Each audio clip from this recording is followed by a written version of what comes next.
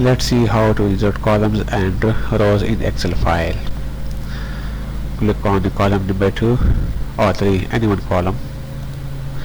Here from a standard toolbar, click on the insert option.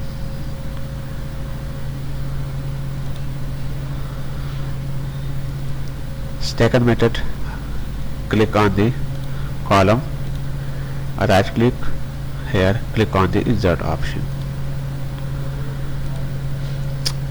Just like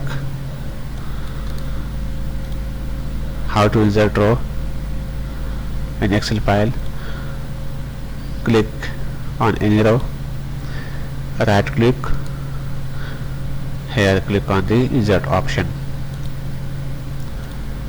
Same as right click, click on the row, and from standard toolbar click on the insert option.